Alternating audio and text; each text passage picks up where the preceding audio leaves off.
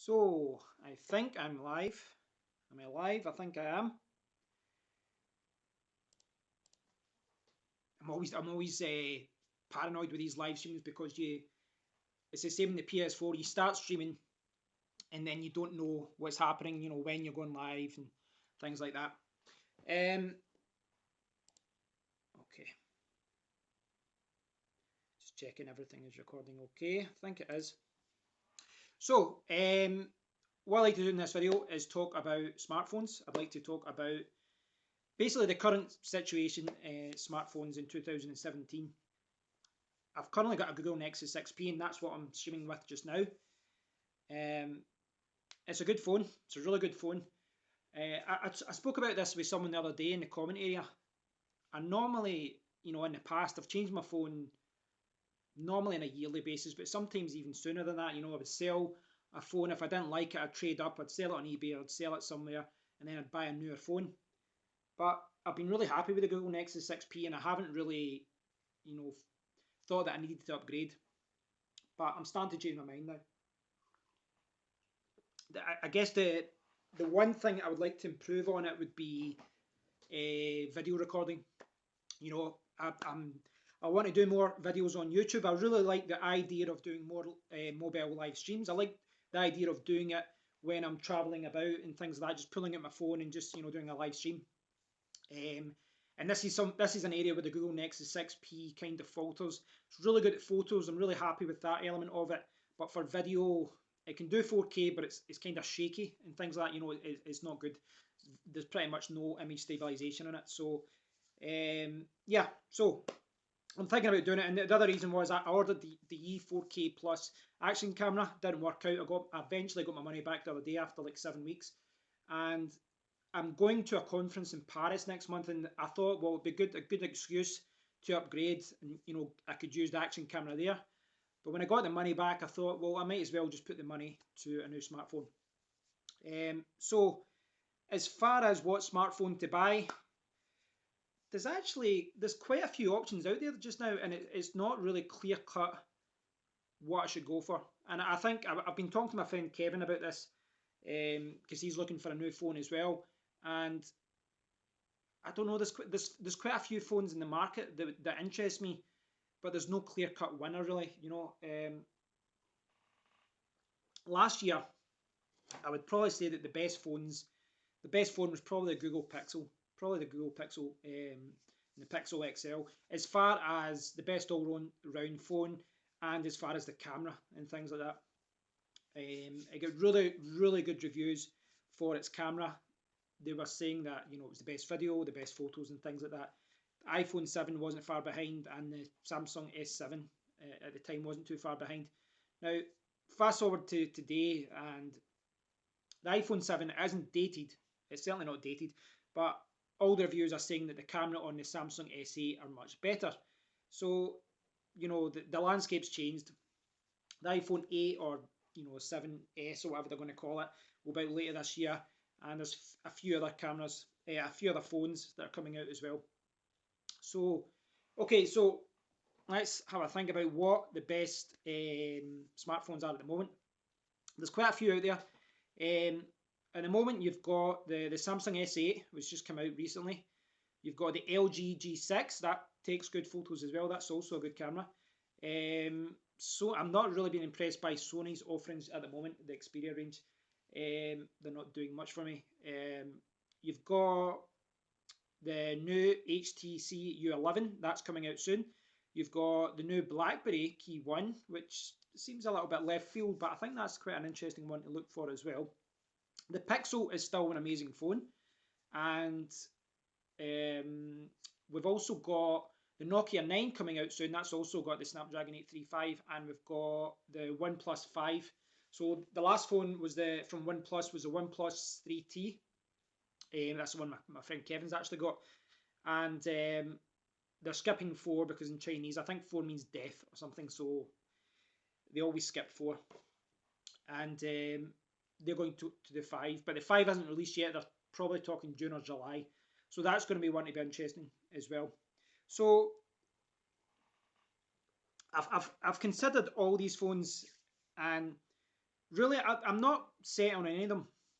I think I keep swaying because, you know, if a phone deal comes up, I'll probably change my mind. For example, there's one on Hot UK Deals just now. I'm not sure if it's expired, but they had a deal for the Moto Z, and that's been out a while. But you know, retails normally for about £450, 400, you know, towards 500, and you could get it for I think it was 300.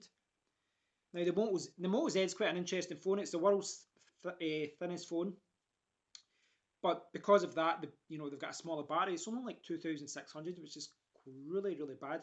But it's got a modular system, kind of like the LG G5 had. So you can clip all these things in the back. You can clip on a battery case that gives you an extra, I think it's 2,600. So it takes you nearly 5,000 milliamps, and that's amazing. So really, it transforms it from a phone which is quite average battery life to one which is better than anything else in the market. Essentially, you wouldn't need to carry around a power bank. And there's also a speaker you can get, a JBL speaker. That looks tremendous. I've looked at some videos on that. It's about £60–70 in the UK and adds a 1,000 milliamp battery and speaker on the back. It's quite chunky, but it's quite a cool system. There's also a projector, and there's a camera as well, which transforms it into, you know, a camera with 12 times zoom. But the camera looks pretty bad, to be honest. The Moto Z has I think it's the 820 processor, so it's not as fast as the 835 and the Samsung S8. But Motorola, you know, I think they're owned by Lenovo now. They're going to give you pretty much a stock experience, so you're not going to get too much bloatware. You're not going to get too much, you know, like with Samsung, you got all these terrible apps, like really poor apps, all these fitness apps, all these other kind of boring apps, and you can't remove them. So that's the problem with Samsung. Now, I looked at a lot of people talking about the Samsung S8, and a lot of people were saying that the Samsung S8 it was the best phone they've ever had, and you know, it's getting the best reviews just now. But other people were saying that the Samsung S8 is, you know, it is still a little bit sluggish compared to other options. That it must be down to the bloatware. You know, Samsung add a really thick skin on top of Android, and then they just put all these I mean, some of the apps are useful, I'm sure they are, but there's a lot that you don't need. So really, the Moto Z, if I could get that in a bargain, I would maybe consider that. But it's definitely not perfect. The other thing is as well, the Moto Z and the HTC 11 and the iPhone 7, none of these have headphone jacks, and it's the same with the OnePlus 5. They're talking about, well, it's not confirmed yet, but the rumours are that it's not going to have a headphone jack, and that's not something I like. Again, this is something I was talking about with my friend.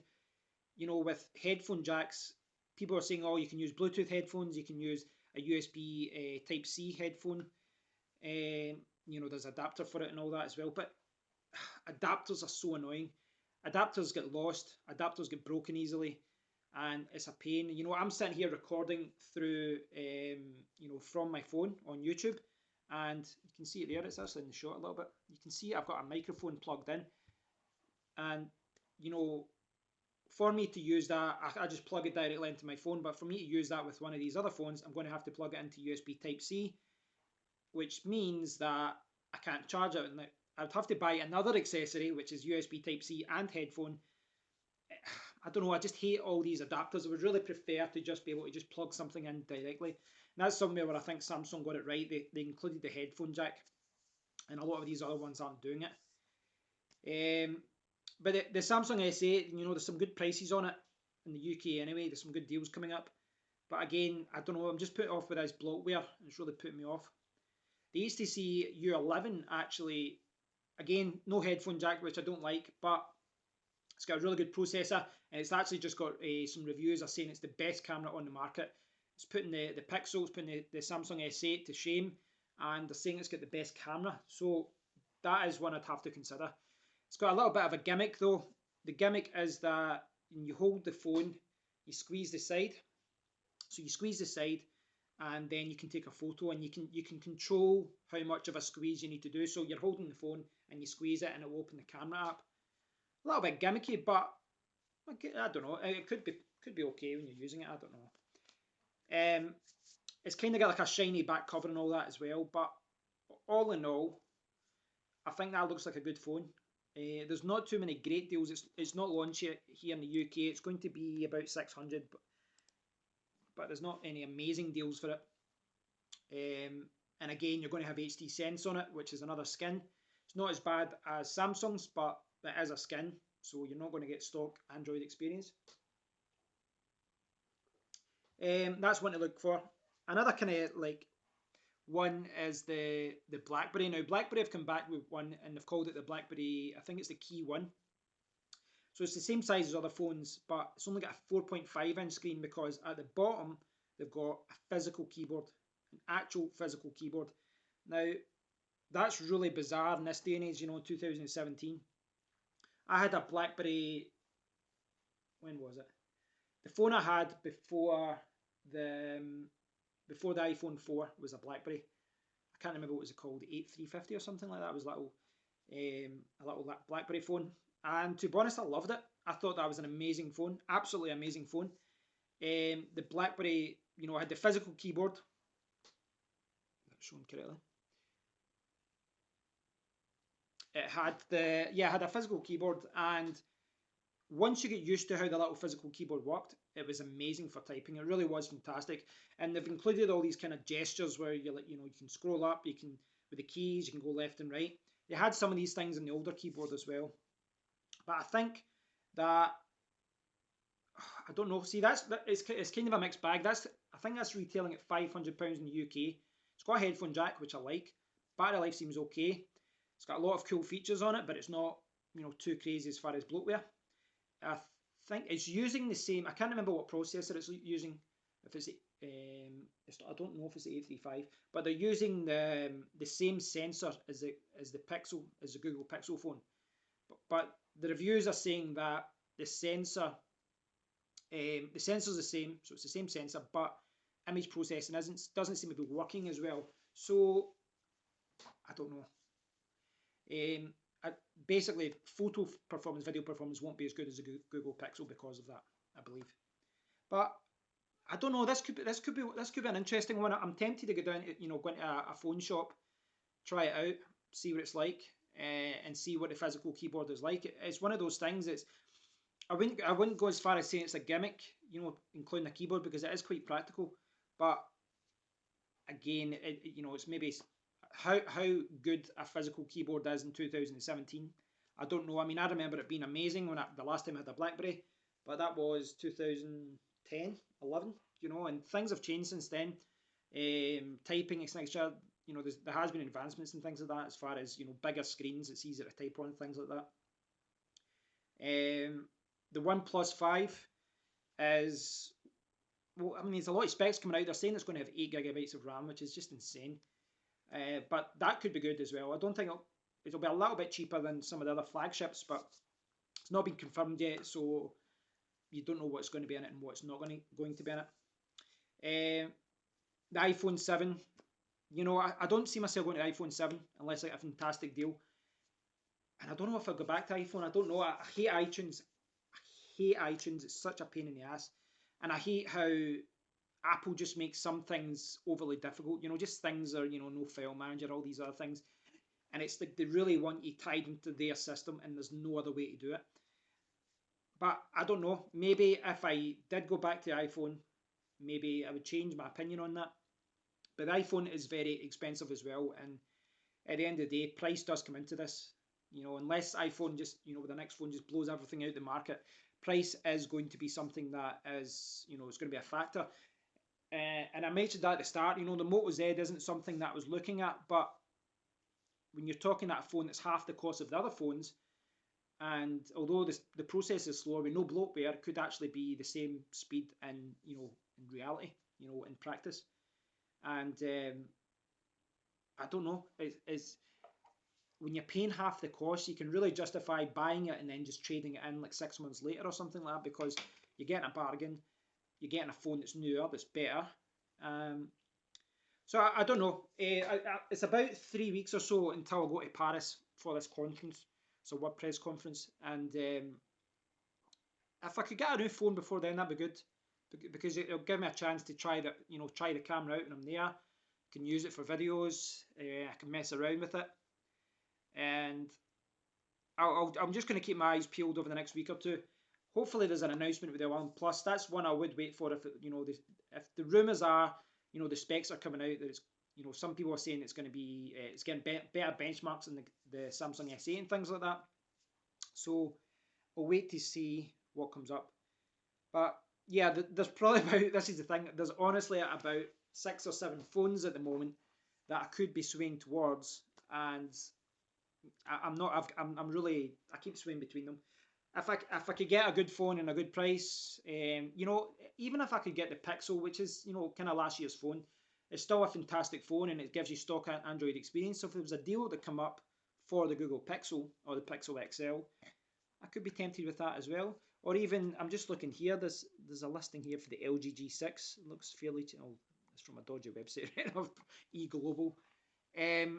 But there's some deals coming up for the LG G6, so that's another one as well, which again has a really good camera. So yeah, so as far as smartphones in 2017, they all kind of they all have their pros and cons. There's a lot of them. There's quite a lot of them now actually don't have a headphone jack, as I said. The iPhone, the what do you call it? HTC U11. What was the other one I mentioned there? Moto Z, that doesn't have it either. So there's quite a few that are going down this route of not having a headphone jack, which you can call it progress, but at the moment I'd still like to have a headphone jack. But really, there's quite a lot of phones out there. You've got the iPhone 7, you've got the Google Pixel phones, the Pixel XL. You've got the iPhone 7, of course, it's still a fantastic phone. You've got the HTC U11, the Samsung S8 and S8 Plus, the LG G6, the BlackBerry Key 1, and I can't remember, what's the last Sony one? Sony, is it just Sony Xperia Z? I can't remember because I've not been looking at that one, if I'm honest. So there's about 7 phones or so. I didn't count that. That's 6 or 7. Let me know what you guys think. There are quite a lot of good flagship phones. You'd call them top end phones from each of the major companies, and they all seem to be, this happens every year. They all kind of use the same processors, and the Snapdragon 835 is the latest one. They all offer really good cameras and things like that. So it's really just small differences between them, and there's some better than others. But if you can weigh in, if I get a bargain in any of these phones, I'll probably pull the trigger and I'll buy that one. It's not a life-changing decision. I don't want to spend months on it. I'll just see what's the best over the next few weeks and make a decision. Please let me know what you guys think about this. Let me know what smartphone you think is good for 2017. What's your thoughts on the S8? Is it bloated? I don't know. Do you think the OnePlus 5 is going to be good, or wait for the iPhone? But that's going to be the end of the year probably, and it's going to be hell of a expensive as always. Thanks for watching, guys. Please do leave a comment. I'd love to hear from you. And until next time, take care. I don't even know what camera. I don't even know what camera I'm looking at here. This is a problem when you're recording through your phone. Right, so I think it's this one. There you go. Right, guys, thanks for watching. Till next time, bye.